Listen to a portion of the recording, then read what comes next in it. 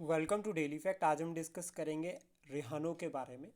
ये topic ecology as well as environment के point of view से बहुत ज़्यादा इंपॉर्टेंट हो जाता है। और ये स्पीशीज़ जो है वो रिसेंट में न्यूज़ में भी रहती है, क्योंकि कहीं ना कहीं एक तो इलीगल पोचिंग की अगर हम बात करें as well as climate change की वजह से जो है वो इवन जो क्लाइमेट चेंज की वजह से फ्लड्स आ रहे हैं उनकी वजह से असम में वन हॉर्न रिहानों पर काफ़ी असर पड़ रहा है।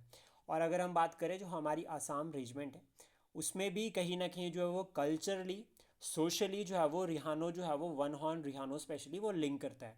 तो इसलिए ये टॉपिक जो है वो प्रीलिम्स और मेंस दोनों के लिए इंपॉर्टेंट हो जाता है कि हमें मेंस में किस तरह से कंटेंट यहाँ से बना सकते हैं और प्रीलिम्स के लिए किस तरह से फैक्ट जो है वो पूछे जा सकते हैं, इवन एग्ज़ाम में पूछे भी जा रहे हैं। अगर आप हमारे साथ नए जुड़े हो तो आप हमारे इनिशिएटिव को सब्सक्राइब कर सकते हैं और साथ में शेयर कर सकते हैं। तो हम आज रिहानों की दो स्पीशीज़ यानी कि अफ्रीकन रिहानो और एशियन रिहानो इन दोनों को पढ़ेंगे लेकिन डिफरेंस के साथ, ताकि हमें लॉन्ग टर्म तक जो है वो याद रहे और एग्ज़ाम में भी जो है वो हमें ये याद आ जाए। तो सबसे पहले हमें ये याद रखना है कि जो साइज़ में वाइट रिहानोज जो होते हैं यानी कि अफ्रीकन रिहानोज, ये सेकंड लार्जेस्ट लैंड मैमल होते हैं आफ्टर एलिफेंट। तो ये बहुत इंटरेस्टिंग पॉइंट है कि एलिफेंट के बाद जो सेकंड लार्जेस्ट मैमल है अर्थ के ऊपर वो वाइट रिहानो है। इम्पॉर्टेंट।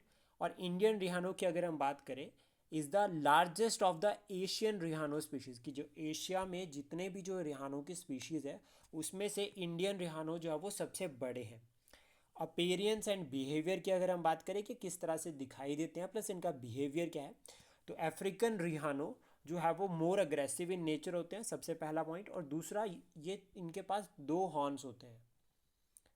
ये पुअर स्विमर्स होते हैं, ठीक है, poor swimmers and they can drown in deep water. और दूसरा इंपॉर्टेंट जो हमें याद रखना है कि feed low to the ground. ये पॉइंट यहाँ पर इसलिए आता है कि मतलब जो अगर हमें इसको फीचर्स में अगर हमें ऐड करना है तो उसमें हम ये लिख सकते हैं कि दो हॉर्न्स होते हैं इनके पास, यानी कि दो सींग होते हैं, ठीक है, मोर अग्रेसिव इन नेचर होता है और पोअर स्विमर्स होते हैं, जो हमें मेन पॉइंट याद रखना है। और फीड जो है वो लोग मतलब अगर फीड मतलब जो घास वगैरह होते हैं वो बहुत लो लेवल पर ग्राउंड पर ही खाते हैं।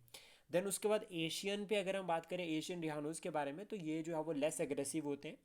वन हॉर्न और टू हॉर्न बोथ होते हैं, यानी कि जो सुमात्रन जो रिहानो है उसमें जो है वो उसके पास दो सिंग होते हैं। और जो इंडियन रिहानोसोर है या जावियन जो है उनके पास एक हॉर्न होता है, यानी कि एक सिंग होता है।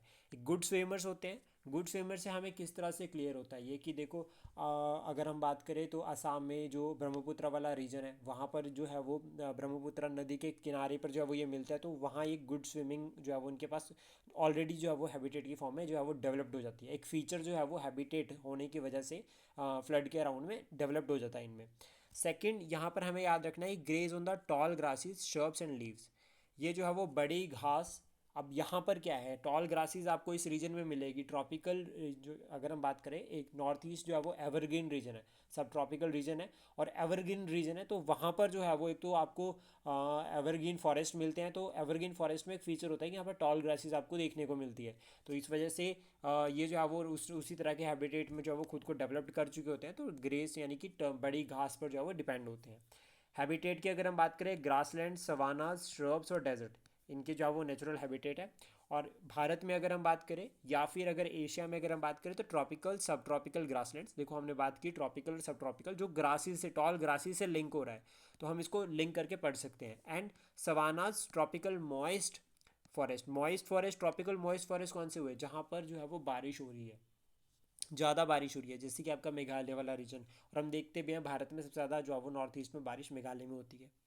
देन उसके बाद इंपॉर्टेंट जहाँ से क्वेश्चन एग्जाम में पूछा जा सकता है प्रीलिम्स में, वो है कंजर्वेशन स्टेटस यानी कि आईयूसीएन। तो सबसे पहले तो ये याद रखना, आईयूसीएन है international union for conservation of nature.